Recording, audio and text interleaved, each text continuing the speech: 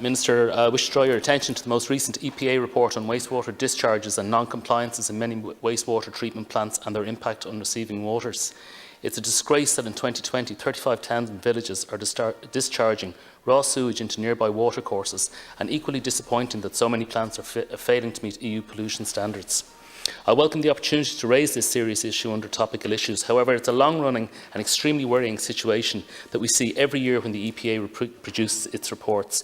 We see similar annual reports on water quality from the EPA, and we are all aware of the degradation of aquatic ecosystems, their loss of biodiversity, and the overall decrease in water quality scores. We are failing to meet a commitment under the Water Framework Directive to achieve good status for our water bodies.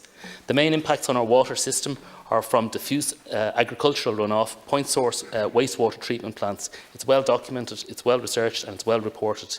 There are also issues with combined sewer overflows in the urban networks, unauthorised tappings into urban surface water drainage networks. Forestry practice in many locations is contributing to acidification of water. The presence of excessive organic matter is creating trihalomethanes in our drinking water supplies. There are also cases of excessive nitrates in our water. Both of these chemical imbalances have serious impacts on human health, the latter of which are particularly a danger to infants. There are issues with septic tanks, their management and their impact on groundwater. Many of the locations which have been poorly performing wastewater plants have been subject to development growth, but that water services upgrades do not keep pace with that development. This is the fallout from poor planning and urban sprawl. All of this points to decades of underinvestment in the water network, some of which dates back to Victorian installations.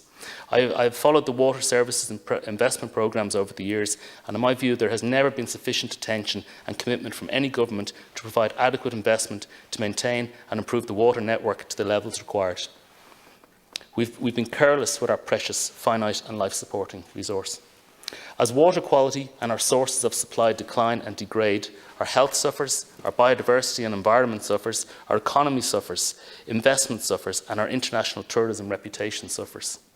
This government needs to be the one that halts the decline and addresses the infrastructural deficit to provide clean and reliable drinking water supplies. And when that water is taken in, when it's abstracted and taken in and used for domestic business or industrial purposes, it needs to be treated to a very high degree before being discharged into the receiving waters. The report from last week shows that the treatment process is substandard in many places. The EPA report also covers areas where there have been improvement by Irish Water, and that is to be welcomed. In Wicklow, we've recently carried out a major upgrade to the Victorian Vartry water supply at Roundwood, which is vital to Dublin and North Wicklow supplies, and I believe that the construction of the Arklow wastewater treatment plant is soon to commence following the granting of the foreshore licence.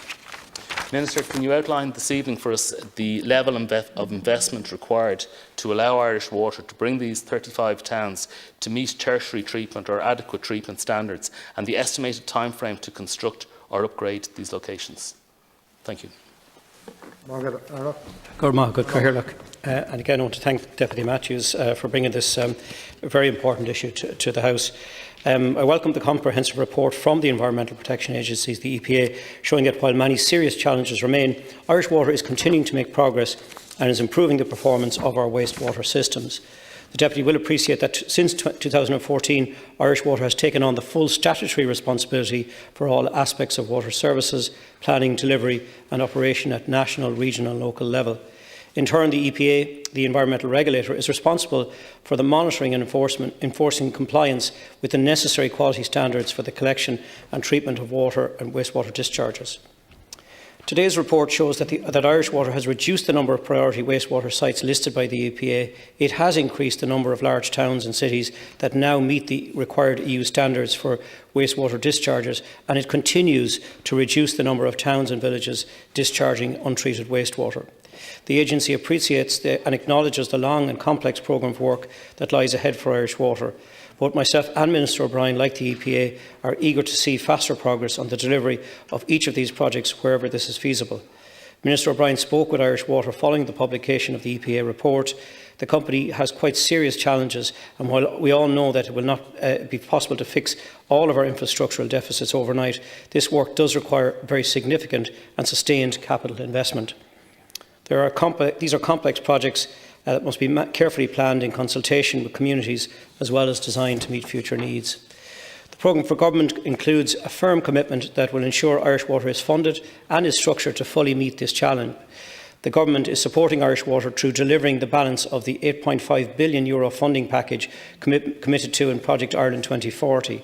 As part of Budget 2021, we increased budget provision for Irish Water Capital Programme by €100 million over this year's initial allocation from €592 million to €692 million.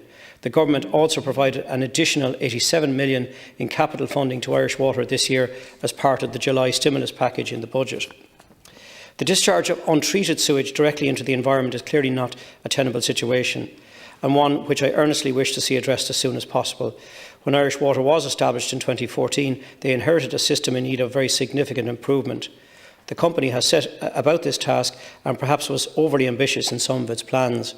However, the company has halted the discharge of raw sewage from the equivalent of 100,000 people in 15 towns across Ireland, removing half of all the raw sewage discharged. Over half of the remaining discharge will end with the completion of the Cork Lower Harbour project and the construction of the Arklow wastewater treatment plant. I understand the company expects to start work in 2021 on 12 further areas where raw sewage has been discharged, with work in the majority of the remaining areas to start in 2022 and 2023. A new treatment plant for Avoca is being designed at present, with a planned date to start construction in 2023, with a completion date of 2024, and the current estimated cost is €8.5 million.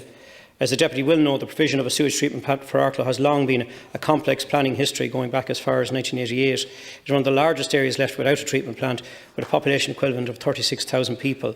A site has now been secured and planning permission has been granted, and I understand a contractor has been selected, with construction due to start in 2021.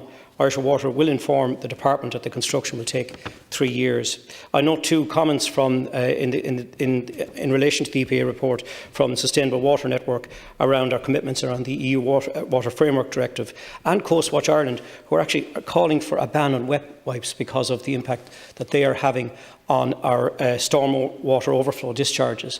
And I think that's something that, as government, I think something we should give serious consideration to. But I think in relation to this, I think we are making significant progress, although progress can come fast enough.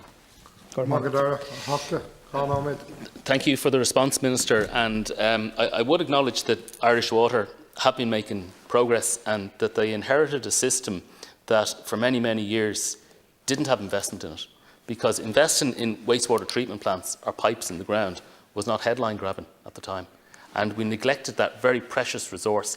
And the result of that is we have been discharging to our watercourses, to our rivers, to the marine environment for many, many years water that's of substandard, that should not be discharged in that manner. I welcome in the programme for government that we have committed to retain Irish Water in public ownership as a national standalone regulated utility, and we've also committed to ensure that Irish Water is sufficiently funded to make the necessary investment in drinking water and wastewater infrastructure, and that mandated Irish Water to develop plans to ensure security of supply and sufficient capacity in drinking and wastewater networks to allow for balanced regional development. Minister, we need to ensure that we match those commitments with adequate funding. And it's important to recognise that the treatment of water, whether that's drinking water or wastewater, it's expensive and it's complex and it requires investment and it requires constant maintenance. And it's our health and the health of our country that's at stake if we don't commit to those commitments or adequately fund those commitments in the programme for government. Thank you, Minister. Thank you, Catherine. Again, I just want to thank Deputy Matthews for making those very important points in relation to Irish Water and the capital investment programme required. And it will take a nationwide approach to prioritising planning and investment. The company has developed a long-term investment perspective in order to address the deficiencies in public water and wastewater system. The company is closely regulated by both the Environmental Protection Agency and the Commission for Regulation of Utilities. I note your comments too in the Wicklow Times today, Deputy, and I think that pertinent to that, I think, is those issues around our commitments around the Water Framework Directive, marine protected areas, because it's all interrelated around our biodiversity as well. And note too that this issue was raised by a former Green councillor, Nancy Quinn, back in as far as 1988, which is astonishing to think that the Avoca wastewater treatment plant is now finally being delivered. Unfortunately, you know, very, very late in the day, but it is happening, and I think that's to be most welcome. And just to say that we are dealing with an enormous task here. we haven't had significant investment, as you quite rightly pointed out, for decades, because it's not one of those projects that many people see as being necessary, but it absolutely is.